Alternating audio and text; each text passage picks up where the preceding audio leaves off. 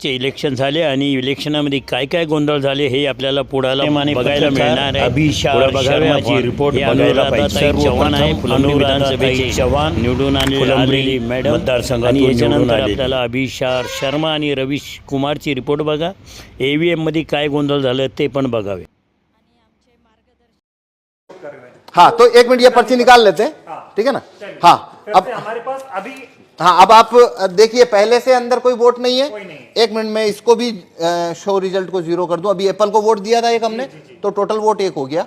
अब वापस हाँ इसको मैं वापस 0 कर देता हूँ। स्टार्ट डेमो हाँ शुरुआत करते हैं और मैं अब वोट करता हूँ। हाँ बनाना या वाटरमेलन किसी को भी। 3 विकल्प है हमारे पास। हाँ अब मैं इसमें नहीं, अगर आप एप्पल को वोट देंगे, एप्पल का वोट तो ये चोरी करने ही नहीं वाला है। ओके हमें दूसरों को देना। हाँ आपको चोरी देखनी है तो आपको बनाना को वोट करिए या फिर वाटरमेलन को करिए। मैं बनाना को वोट करता हूँ। ठीक है, तो आप देखिए आप क्या पर्ची देख रहे हैं।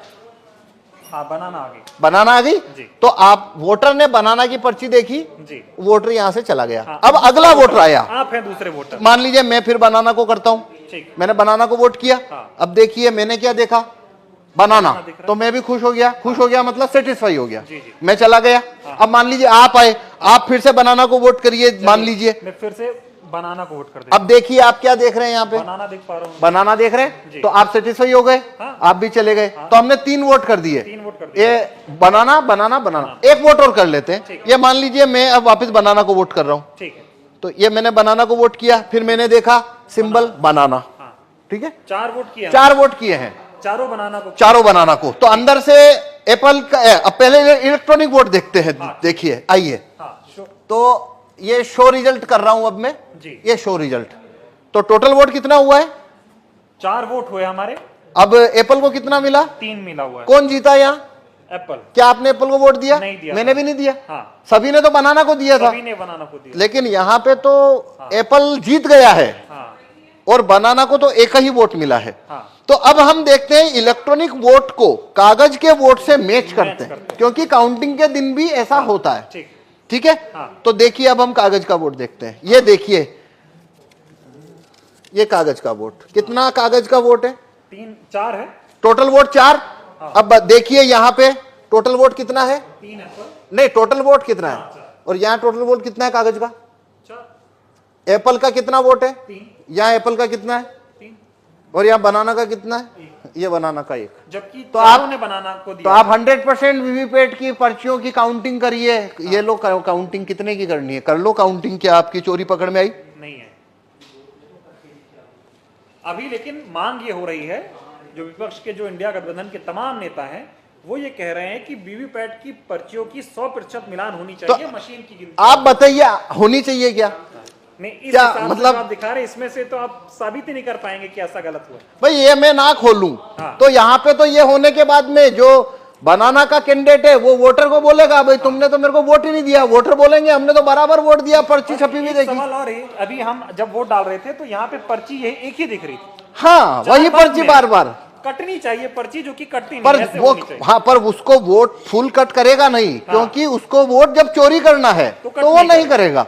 हाँ क्योंकि वो फिर पर्ची वहीं दिखती रहती है। हाँ, हाँ, हाँ। ये सारा खेल है। हाँ ये सारा खेल है। और ये इसको जिस सीट के ऊपर आपको वोट जितना चोरी करना है वैसा उसमें कमांड आप भेज दीजिए तो वैसा होना शुरू हो जाएगा। कुल मिला के ये साबित होता है कि ईवीएम को आसानी से हैक किया जा सकता है। आसानी से इसमें वोट चोरी हो सकते हैं और वो कभी पकड़ में नहीं आएंगे, क्योंकि यदि मैं ये खोल के ना दिखाऊं तो आप कभी नहीं, ये साबित नहीं हो सकता कि वोट चोरी हुआ है। चुनाव आयोग खोलने देगा नहीं आपको। तो नहीं, चुनाव आयोग तो छूने ना देता। हाँ वो कहता है वो जब लास्ट में काउंटिंग होती है तभी वो 5 हर विधानसभा में 5 वीवीपैट खोली जाती है। ठीक है, अभी ये बताइए कि 2024 का चुनाव जिसे कहा जा रहा है कि लोकतंत्र और संविधान को बचाने का चुनाव हो रहा है, तमाम लोग ऐसा कह रहे हैं अब की बार अगर बीजेपी को नहीं हराया, अब की बार सत्ता परिवर्तन नहीं हुआ तो बीजेपी ऐसी पार्टी है जो देश में चुनाव ही नहीं होने देगी। इस तरह के सवाल खड़े हो रहे हैं। इस वक्त में ऐसे हालात में अगर ईवीएम से चुनाव हो रहा है तो कितना बड़ा खतरा आप देख रहे हैं? देखिए ये भारत में अभी सारी 545 लोकसभा सीट के ऊपर जो चुनाव होने वाले हैं वो वीवीपैट से होने वाले हैं। हाँ। सभी में कांच है, वो काला है, सभी में लाइट की अवधि 7 सेकंड है। तो मतलब ये अभी जो चुनाव है वोट ईवीएम से चुनाव कराना उसका कोई मतलब ही नहीं बनता, कोई मतलब नहीं, कोई भी मतलब धांधली हो नहीं रही है उसमें, बेईमानी हो जितना धांधली करना है उतना हो सकता है। 5 सीट करो चाहे 50 सीट करो चाहे 100 सीट धांधली करो और वो कभी पकड़ में नहीं आएगा। इसीलिए हम ये भाई आपने अगर मैं ना गेट खोलूं आपको पकड़ में आ रहा है नहीं आ रहा, किसी को आ नहीं सकता। मतलब सारा खेल इसी काले शीशे का है, ये जो हाँ लगा हुआ है। हाँ, तो इसलिए हम कह रहे हैं कि देखिए भारत के अंदर सिटीजन के पास कोई ज्यादा राइट्स तो है नहीं। वोट वापसी के कानून, राइट टू रिकॉल भारत के लोगों के पास नहीं है, जूरी में आने की पावर नहीं है, और रेफरेंडम पावर, भारत में रेफरेंडम का पावर नहीं है। एक ही सिर्फ सिटीजन के हाथ में केवल एक ही लाठी है और वो है वोट देने का कानून, बस इतना सही तो है। न तो वोट वापस लेने का कानून है, न जूरी में आने का कानून है, ये सब तो है नहीं। अब वो एक ही तो कानून है जो सिटीजन की तरफ है, और उसको भी ईवीएम ने उसको भी मतलब डाउटफुल कर दिया। अब तो देखिए ये एक अलग बात है, वो तो एक लेबल होता है लोकतंत्र खतरे में है। भाई यहाँ वोटिंग खतरे में साफ दिख रही है। अब अगर लोकतंत्र जो भी होता है क्या होता है वो एक अलग बहस है कि आप लोकतंत्र किसे कहते हो, पर यहाँ भारत में जो भी है रूलिंग क्लास के पास सब कुछ है, वोटर के पास तो वोटिंग है, और ये वोटिंग जो है वो पूरी तरह से संदेह के घेरे में आ जाती है। तो पूरा लोकतंत्र ही जैसे आपको वो संदेह के घेरे में आ जाता है। तो मेरे से आप पूछो तो 2024 की में जितनी भी पार्टियां, रिकॉग्नाइज पार्टियां जो कि चुनाव लड़ रही है, या वो उन्होंने ये मुद्दा ही गलत उठाया कि भाई 2024 के बाद में यहाँ पे चुनाव ही नहीं होंगे। भाई अभी कहाँ हो रहे हैं? आपने मुद्दा इसको बनाना था कि काला कांच जब तक है, खेल हो रहा है, बस बटन दब रही है, नहीं तो वो अभी भी तो नहीं हो रहा है। भाई देखिए एक बात समझिए, जो व्यक्ति ये कहता है कि 2024 के बाद चुनाव नहीं होंगे, तो भाई क्यों? क्योंकि बीजेपी की अगर सरकार बन गई तो भाई तुम काला कांच जब तक है तो सरकार उनकी बनेगी, वो आप मतलब तो वो तो बात वही खत्म हो गई ना। वो अभी से खत्म तो आप वो मुद्दा चुनाव के बाद क्यों ला रहे हो? आप चुनाव में ये मुद्दा रखो ना पहले कि भाई जब तक ये कांच काला है हमको आप बैलेट पेपर रखवाई है, और रिकॉग्नाइज्ड पार्टी अगर इस मामले को उठाए तो अभी भी कितना वक्त है कि ये 40,88,195 वोट्स। और क्या आप जानते हैं कि ईवीएम से कितने वोटों की गिनती हुई? आपके स्क्रीन पर कुल मतों की गणना 6,45,92,508 है। और आप जानते हैं जितने वोट डाले गए और जितने वोट गिने गए उनमें अंतर कितना है? उनमें अंतर है 5,04,313। ये सवाल तो किया जाएगा ना कि ये अतिरिक्त वोट आखिर आए कहां से? चुनाव आयोग इन सवालों का जवाब क्यों नहीं दे रहा? ऐसा कैसे हो सकता है दोस्तों कि जितने जिस पर पहले की तरफ भरोसा किया जा सके, कांग्रेस ने ऐलान कर दिया कि वह बैलेट पेपर से चुनाव कराने की मांग को लेकर यात्रा निकालेगी। कांग्रेस ने विपक्षी दलों से भी साथ आने का आह्वान किया है। हम इस वीडियो में केवल इसी की बात नहीं करेंगे, बल्कि उन सवालों की भी बात करेंगे जिनके सहारे कहा जाता है कि संविधान आज खतरे में है, संवैधानिक प्रक्रियाओं को खतरा है, व्यवस्थाएं कमजोर पड़ गई हैं। इस समय की चुनौती को समझिए।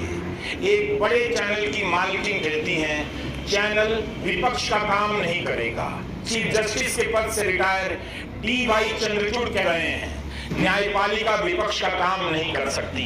नोट नहीं किया आपने, सबकी भाषा एक समान होती जा रही है। तो क्या बिना मीडिया और बिना न्यायपालिका के विपक्ष अपना रोल निभा सकता है?